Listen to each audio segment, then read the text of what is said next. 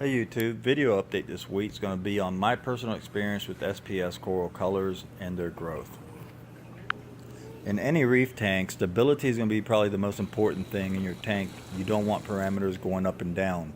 Particularly if you're running SPS tank, you don't want alkalinity to be swinging up and down. You want to keep your alkalinity as stable as possible. You can run alkalinity between 7 and 12 DKH, sometimes a little higher.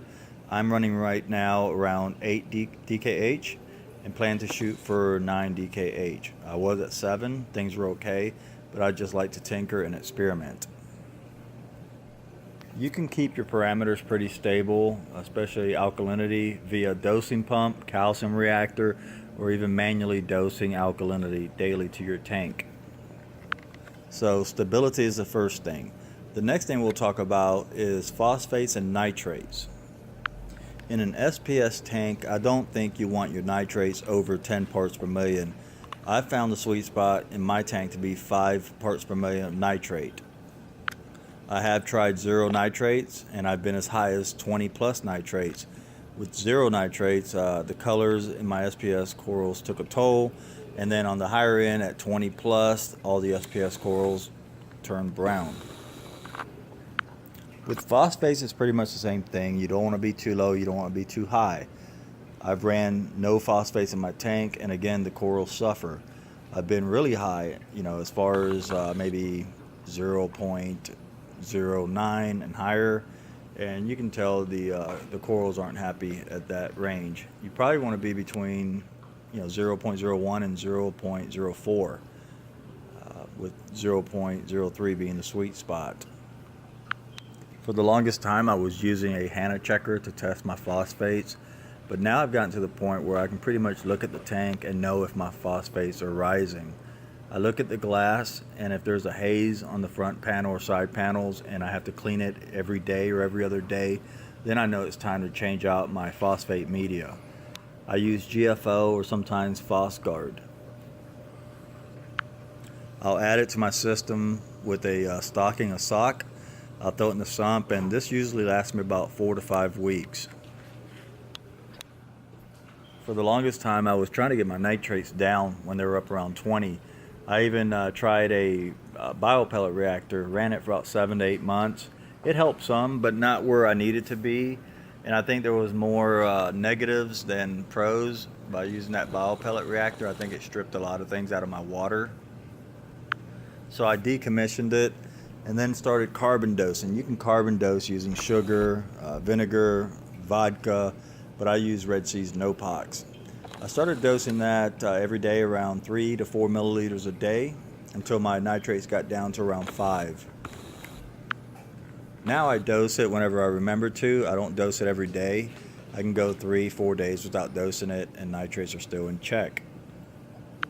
Another thing I don't do is water changes. I look at my tank and I think the tank is doing great. Why mess with it? Also, I'm using the balling method. I'm using Tropic Marin's balling method with boxes 1, 2, and 3, and Fauna Marin's elements 1, 2, and 3. I add those to my dosing containers, and that adds my trace elements to my system. Also, I'm running Miracle Mud. I run about 10 pounds of Miracle Mud, and Miracle Mud leaches trace elements and minerals back into your water column. So I'm pretty much covered there, and I believe that's why I don't have to do the water changes, and the tank is looking good. One other thing we'll talk about is tank maturity. You don't hear a lot about tank maturity, but I think tank maturity equals, in my experience, it's been 12 months and longer for a tank to be mature. I remember when my tank was 3 months old, 6 months old, I'd add a clam to my tank or coral, and it took them a long time to adapt. The corals did, and then the clams didn't make it, even when my tank was 6 months old. Now, the last thing we'll talk about is one that really got me. I kept my tank in check. The parameters were, perfect. The stability was there for months. In my tank, I still could not get good-looking corals, and I was just scratching my head for months until I finally went online, read about pest. So I took a coral out of my tank, one that didn't look too great, that was brown and just not looking healthy. And I dipped that coral. I used that as a test coral. And sure enough, in the container where I had dipped, there was many red bugs and flatworms in that container. So right after that, I ended up medicating the tank and also getting rid of the flatworms. And as the days went by, the corals in the tank started coloring up, and you can just tell as each day went by how much happier they were. So yeah, pest is a big one. If you have everything else in check, check for pest. Lastly, here's some before and after shots of my corals. Some were a few months apart and some were almost at a year mark. But yeah, you can see the difference here. I do like to see before and after shots, so that's why I included this.